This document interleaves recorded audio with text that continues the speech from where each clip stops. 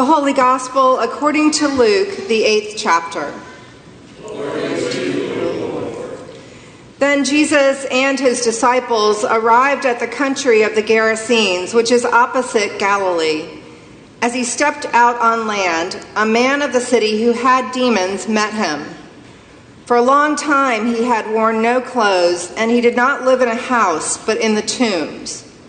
When he saw Jesus, he fell down before him and shouted at the top of his voice, "What have you to do with me, Jesus, Son of the Most High God? I beg you, do not torment me." For Jesus had commanded the unclean spirit to come out of the man. For many times it had seized him, and he was kept under guard and bound with chains and shackles, but he would break the bonds and be driven by the demon into the wilds. Jesus then asked him, "What is your name?" He said, "Legion," for many demons had entered him. They begged him not to order them to go back into the abyss. Now there on the hillside a large herd of swine was feeding, and the demons begged Jesus to let them enter these. So he gave them permission. Then the demons came out of the man and entered the swine, and the herd rushed down the steep bank into the lake and was drowned. When the swineherds saw what had happened, they ran off and told it in the city and in the country. Then people came out to see what had happened, and when they came to Jesus, they found the man from whom the demons had gone sitting at the feet of Jesus, clothed and in his right mind. And they were afraid. Those who had seen it told them how the one who had been possessed by demons had been healed.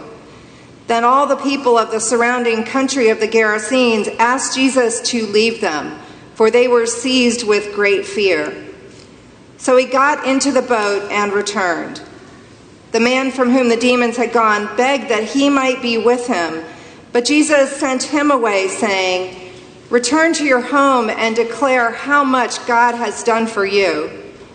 So he went away, proclaiming throughout the city how much Jesus had done for him. The Gospel of the Lord. Praise to you, Lord. So the story that we just heard in the Gospel of Jesus healing the Gerasene man who had many demons has become one of the anchor stories of my faith. It started in seminary. My Gospels teacher was involved in a production of a video on this story for the American Bible Society, and it was part of a project to reach new generations who are more visually oriented. And the video was super compelling. I can still picture the man with the demons in the cemetery breaking out of his chains. I'm going to focus on just one part of the story, and it's not the pigs. I know many people are disturbed by that part of the story, and I'm happy to talk to you about it later. And I just heard a story from Brian that would be equally worthy for you to talk with him. The part I'm going to focus on is verse 35. They found the man from whom the demons had gone, sitting at the feet of Jesus, clothed and in his right mind. I'd heard this story and this verse dozens of times, but the first time I really heard it was at the Festival of Homiletics. It wasn't from the preacher, but it was from the woman who read the gospel. She was someone whose weekly commentary on the lectionary I read frequently, but I had never met her before. I went up to her during the break and I told her how much her reading had meant. I said that a beloved family member of mine struggled with severe mental health problems, and that this picture of someone clothed and in their right mind sitting at the foot of Jesus was the picture of what I was desperately hoping for. She then said, "I know something about your pain, but let me tell you that hope is real. My son had those struggles. He's 30 now and an architect." I told her how all I could picture in the future was some kind of institution, either prison or a mental health facility. What she said next took me completely by surprise. My son was in prison for 7 years. It was a long road, but that's where he studied to become an architect, and he's really well now. Clothed, in his right mind, sitting at the feet of Jesus. I'm thinking about what it means to be clothed. Clothes mean a lot of different things to us, and for those of us who have plenty of them, our choices of what to wear express something about who we are or what kind of moment we're in. When it's very cold or very hot, having the right kind of clothing can be life-saving. Friday was World Refugee Day, and one of the common threads among refugees or asylum seekers is the story of fleeing with the clothes on their back. When we lived in Guatemala, you could tell what town a woman was from by her huipil, the hand-woven blouse that she was wearing. And whether you're a hospital worker wearing scrubs or an incarcerated man wearing an orange jumpsuit, uniforms tell something about what people do and where they spend their days. But as much as clothes matter, being clothed takes it to another level. The man tormented by many demons was naked, living among the dead in the cemetery.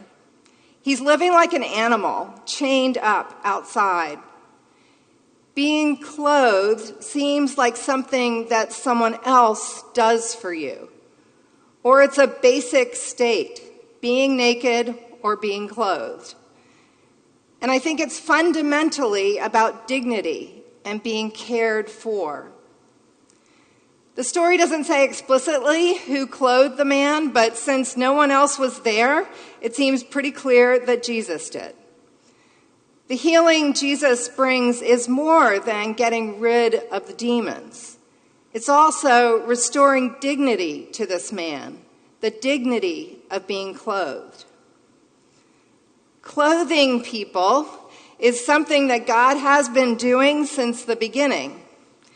After Adam and Eve have eaten from the tree of knowledge of good and evil, they realize that they are naked, and they cover themselves with fig leaves.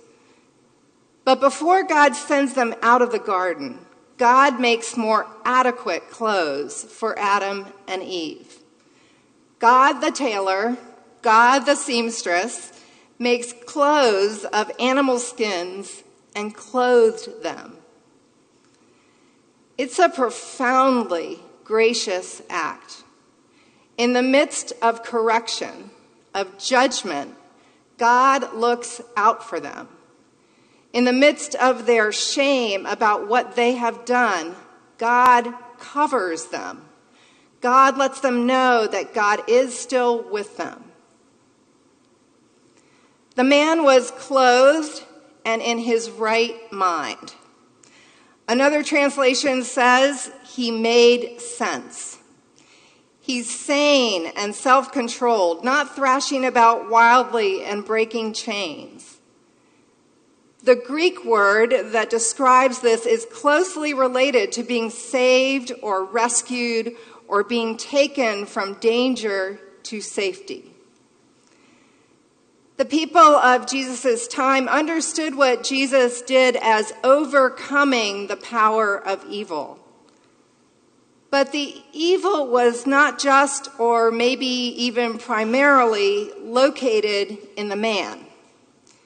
We understand now, whether it was seizures or schizophrenia or some kind of trauma response, isolating and excluding him, treating him like a wild animal instead of a human being, was also an expression of evil. The collective evil that can come out of fear. We see it all around us. It's seen in the way refugees are treated, and it's seen in the fact that there even are refugees. There are 122 million people around the world who have been displaced by war and other violence. And now we are in another fear-driven war, this time with Iran. Almost 40% of the refugees and displaced people in the world are children. All of them are desperate for a normal life. But instead of being welcomed into other countries, many are kept in refugee camps, isolated and excluded, just like the man was among the tombs. Unable to start a normal life again or become part of a new community, often for 10 or 15 years and sometimes longer. The richest countries in the world, including our country, are afraid of these people, which is another expression of not being in our right mind. It literally makes no sense because refugees are far more carefully vetted than any other people coming into the United States. The Trump administration halted all refugees, including those who had already been approved and had plane tickets. A group of faith leaders, refugee leaders, and people who do the vital work of refugee resettlement, like Lutheran Social Services, came together on Friday to bring a message to the White House. It was an ecumenical declaration defending refuge and had over 4,000 signatures of both church bodies, like the ELCA, as well as individuals. It begins, "Together in faith and rooted in love, we resolve to continue the centuries-old practice of Christian communities walking alongside of refugees and immigrants in their pursuit of safety and dignity. We pledge to restore and promote hospitality and welcome to those seeking refuge, regardless of where they are from, how they pray, or what language they speak." As our own Amy Ruman said in her role leading the ELCA's advocacy office, this is a critical moment for our refugee and immigrant neighbors. They are not just statistics. They are children, parents, and elders seeking safety, dignity, and a chance to rebuild their lives. This is what happens when Jesus overcomes the fear that drives the collective evil of exclusion. Sitting at the feet of Jesus. It's so completely understandable that the man who has been healed by Jesus does not want to leave him. Jesus is the one who has effectively brought him out of the place of death, the tombs, and into life. He has restored him to wholeness and peace of mind. He has clothed him with a dignity that recognizes his worth. Why wouldn't he be there at the feet of Jesus? But sitting at the feet of Jesus is more than gratitude. It's the posture of a disciple, a student, a follower, someone who learns. This man, clothed and in his right mind, wants to stay with Jesus. The people of the town are still being driven by fear, and they ask Jesus to leave. The man wants to go with Jesus, but Jesus tells him to go back home to the people who fearfully excluded him and kept him in the place of death. Go back to them, Jesus says, and tell them how much God has done for you. And like a devoted student, like someone who is earnest about learning and putting what they learned into action, the man does as Jesus instructs. He goes back into that community filled with fear. That community where fear has become a way of life. So much a way of life that they asked Jesus, the embodiment of the love of God, to leave. He goes back into that fear-filled community to share the story of what God has done for him, how God has brought him from death to life, how that life is centered in the all-inclusive love of Jesus that casts out fear and obliterates the distinction between us and them.